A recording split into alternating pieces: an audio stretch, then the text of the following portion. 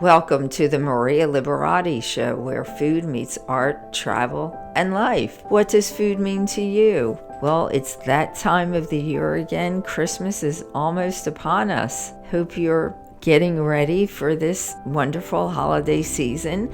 And this week's episode, I'll be sharing a recipe that's perfect for the Feast of the Seven Fishes, which is the traditional dinner held on Christmas Eve. It's an excerpt from my book, The Basic Art of Italian Cooking, Diaries, Seasons, and it's a recipe with pasta and tuna. And I'll be sharing an excerpt from the book as well as the recipe from the book.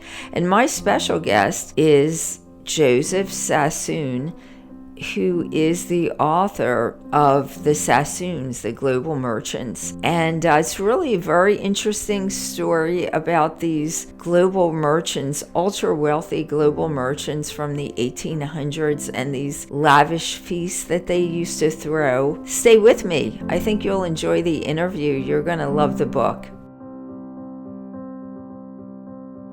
And as promised, here's an excerpt from my book, The Basic Art of Italian Cooking, Diaries, Seasons. This excerpt is dated December 23rd, and it's titled Roman Holiday Farfalle Pasta with Tuna Feast of the Seven Fishes. The holiday season in Rome has never been as commercial as in most large cities. In the Eternal City, for example, a lavish nativity scene is more commonplace than light-up reindeer or glowing elves. Head straight to the Piazza di Spagna and you'll see a rustic version of an 18th century nativity scene, or as it's called in Italian, presepe, reconstructed on the second level of the Spanish Steps in the center of Rome. To make your own presepe or nativity scene, head over to Piazza Navona's Christmas market, where you can purchase figurines to put together your nativity scene. You can purchase light-up pizza ovens, working fountains, innumerable items for your nativity scene. There are terracotta tavern keepers, butchers, bakers, mangers, pictures of the sky with stars, anything you can think of. To do it the easy way, get up early on a Sunday before Christmas, head over to Porta Portese, which is Rome's famous open-air market, and purchase a handcrafted nativity scene made at Capodimonte in Naples. You'll have a ready-made nativity scene, and if not, if you want to put it together piece by piece, then your best bet is to go to the Christmas market at Piazza Navona and buy individual pieces. As we anticipate our Feast of the Seven Fishes, here's a suggested first course. Not sure what I'll have, but this is a strong contender. Farfalle con tonno, or bow tie pasta with tuna. So it's 3 tablespoons of extra virgin olive oil, juice from 1 lemon, pinch of salt and black pepper, 1 garlic clove, 8 ounces of tuna in olive oil, 1 pound of bow tie pasta, 2 tablespoons of chopped parsley. In a small bowl, mix together olive oil, lemon juice, and salt and pepper with a wire whisk. Cut the garlic clove in half and rub the garlic clove on the bottom of a large salad bowl. Flake the tuna in a separate dish. Boil the pasta until al dente. Drain. Place it in the large salad bowl and top with the dressing and the flaked tuna. Toss. Serve with chopped parsley on top. And be sure to serve this dish warm or hot. As mentioned, it does make a great dish for your Feast of the Seven Fishes meal. And my special guest today is Joseph Sassoon, who is an author, but he's also professor of history and politics at Georgetown University. It's in Washington, D.C., correct? Yes. So we're really honored to have him as a guest. He has such a really interesting book that he wrote. And, I'm always interested in how food relates to culture and history. And he has a book. So Joseph, the same last name, Sassoon, is this part of your family? It's a distant family. So the founder of the dynasty, David Sassoon, who founded it in 1830, Uh-huh. they were all originally from Baghdad, capital of what is now Iraq. At the time, Baghdad was part of the Ottoman Empire. Uh-huh. He left Baghdad and went to Bombay and then to Shanghai and then to Britain and all over Asia also. When he left, some of his siblings stayed behind. I'm the descendant of one of those siblings. So I guess. Okay. And I forgot to mention, excuse me, that the book we're talking about today is a book called The Sassoons, and they were global merchants, the Yes, probably most wealthy global merchants that a lot of people don't even know the story of, correct? correct. The book is called The Sassoons, the Great Global Merchants and the Making of an Empire. And as I said, they began in 1830 and they went to Bombay, which became their home. From there, they expanded to China, other parts of Asia. But the final destination, really, for them, and this is the book about the rise and almost the rise and demise of a dynasty, because Oh, they became extremely wealthy, they reached the top, but then as they moved to England and became very anglicized, that was the beginning of the process of the demise. They lost their hard work, ethics, their instincts of trade, and they built huge houses, estates, huh? big parties. They wanted to be part of the aristocracy, so they took on all the hobbies of the aristocracy, Oh, from yes. hunting and shooting and horse racing. So a huge amount of expenditure, but very little income. And that Oh, over well. that would cover, yes, yes.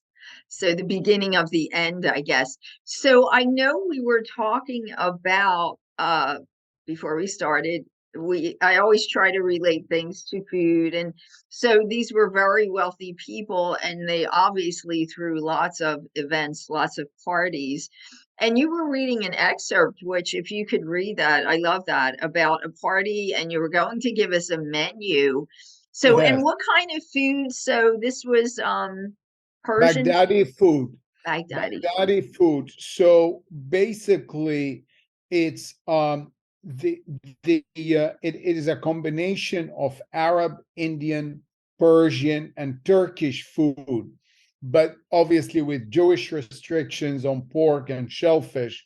Yes. Um, and one menu, for example, for a big dinner was some kind of meatballs, a soup of meatballs, also another one, meatballs with sour beetroot, Uh-huh. and then a signature Baghdadi Jewish dish of stuffed chicken buried in rice and cooked overnight. Uh-huh. Um, a variety of rice dishes for dessert, some cheese dumplings, and a kind of a pancake followed by custard pudding and peach tart.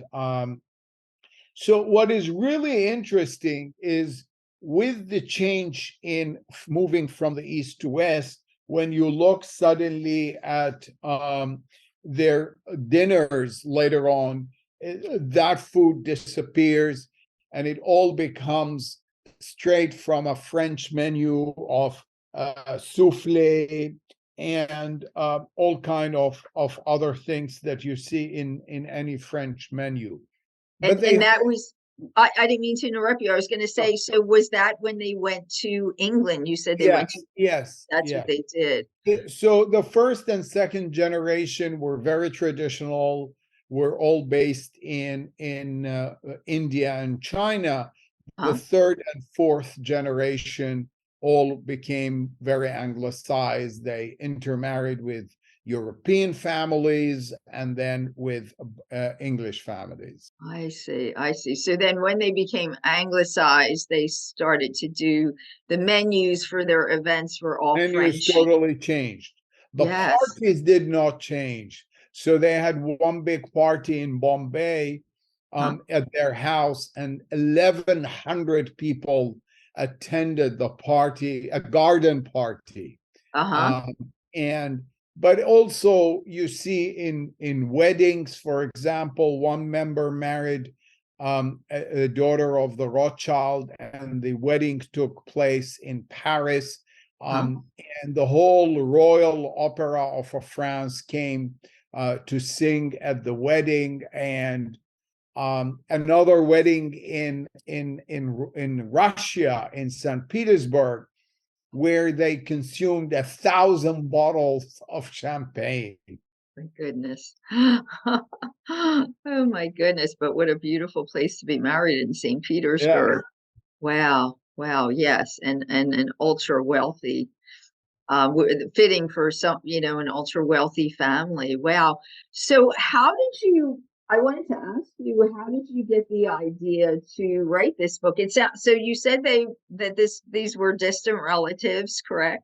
Yeah, I mean, I tell in the beginning of the book, I was never interested in it. In fact, when my father, when I was 11, 12, and he wanted to start telling me about the family, I wanted always to irritate him, and I'll put my fingers in my ears and run away, which did the trick by annoying him. Yes. And I never really took, I mean, I read a general book that was published a very long time about it. Uh-huh. And then I was on a sabbatical in England at Oxford University, and I came across some material, and then I started digging into it. And then I found in one of the National Library in Jerusalem, actually, and in all their archives, thousands and Oh, thousands of wow. documents, diaries. And that's really kind of the historian in me realized, okay, this is an amazing story to tell and to write about. So that's what I was going to ask you. How did you know that, 1,100 people attended that event? So there were Oh, everything, diaries? tens and tens of thousands of them. They corresponded every day Wow. among them. And, this copious correspondence was about business, but also about social events. Uh-huh. So a couple of members of the family would go to St. Petersburg, and they send a detailed report which stayed in the archives. The diaries remained intact, whether of grown-ups or children. I mean, it's really incredible. Everything was kept. Yes, that is it. That's amazing. That sounds Yeah. amazing enough to do a film on them because I had never heard of them. We know of very wealthy global merchants from the past, but I had never heard of the uh the Sassoons, which is really, really interesting. How did do you know how they became global merchants? Yeah, so that's in itself as an incredible story, I can because imagine. they started really from nothing. There was not one event that changed everything. Uh-huh. The founder was very attuned to international news, and you can imagine how long it took for news to come in Oh, from yes. America or Europe to India in Yes. 1830, 1840. But still, he figured it out. Um, he started really in textile, then opium became a legal commodity to trade, Uh-huh. uh, then silk, tea, rice, and they started expanding. And there were international events that were taking place that played a role. For example, when the American Civil War erupted in 1861, Mm. cotton prices quadrupled. Oh, wow. So if you were a merchant and you were in that business, you accumulated wealth. Oh, And also, then the Industrial Revolution was taking place, demand yes. for commodities was increasing. Um, Government believed in free trade. So all those things help, but of course you had to be at the right place at the right Right time time. and to make the right decisions. Yes, yes. So the family just kept growing and it sounds like the generations did stay in that business until, the demise. Until the 1960s, 70s, when the elder generation, so about 130 years, 140 years, Yes. um, they basically lost their interest. Um, Older generations were dying, inheritance taxes were taking a lot. Then, since the children didn't have any interest, assets had to be divided and then subdivided, Oh, which made sure it dwindled to nothing. oh my goodness. Oh my goodness. It's incredible. That's incredible how, from being so ultra wealthy to basically dwindling down to nothing. I So, mean, you can still today, if you go to Mumbai, which is the old Bombay, you yes. still see a Sassoon library. You still, remnants are there. One of the first skyscrapers in Shanghai on the beautiful street of the Bund is still is a hotel now, a Fairmont Hotel, but Huh? outside it will still say the Sassoon building. Oh, well, so they were very affluent then in India, a In very affluent. India and China. Oh, wow, in China as well. Really, really incredible. It's an incredible story. And yeah, people don't know. I think it's an incredible story for people to learn about, but I love all that food also from, all of their events also. And it's interesting that you have some menus, I think, right, in the book, because you would Yes. read us menus. Yeah. So people will also get to take a look at that when if they get the book. So when was the book released? Has it just End been of released? October. End of October, so it's just basically been released. And if people want to find out more about the book or get the book, can they just get it on Either Amazon? Google or Amazon to get the book. Okay, Easiest. and do you have your own website that or we just tell people to look for the book? Just to look for the book for on Google, there is plenty. Yes, yes. It sounds like it's a pretty big book. How many pages do we have there? It's about 400 pages. It has been reviewed by all the major newspapers like the New York Times, the Wall Street Journal, Uh-huh.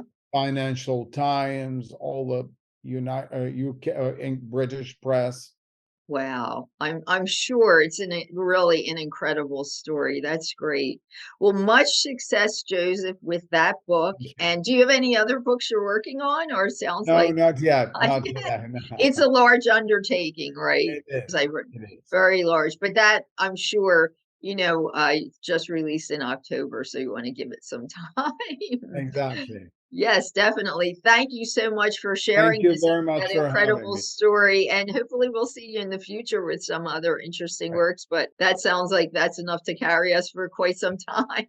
Thank you very much. Thank you, Joseph. Take care. Bye bye. Bye-bye. Thanks for listening to the Maria Liberati Show, and special thanks to my producer, Britton Roselle, and this week's special guest, Joseph Sassoon. And I just want to wish everyone a Merry Christmas and the happiest of holidays to all of you. And special thank you for joining me in all of our episodes. We had quite a successful year this year, and we'll be bringing more fun episodes and lots of special things, special guests in the new year. So stay with us. And as always, you can find me at marialiberati.com. You can find my book series, The Basic Art of Italian Cooking, at Amazon, Kindle. You can also find the book series, any of the books in the book series, at artoflivingpremiummedia.com. And you can also find me on Instagram at Maria Liberati, on Facebook at Chef Maria Liberati, on Twitter at Maria Liberati. Let's see, on LinkedIn at M Liberati. And let's see, did I mention my blog, marialiberati.com, and my Vimeo channel? It's Maria Liberati, and my YouTube channel, Maria Liberati and the Basic Art of Italian Cooking, and my Roku channel, The Basic Art of Italian Cooking by Maria Liberati. Until next time, Merry Christmas and peace, love, and pasta.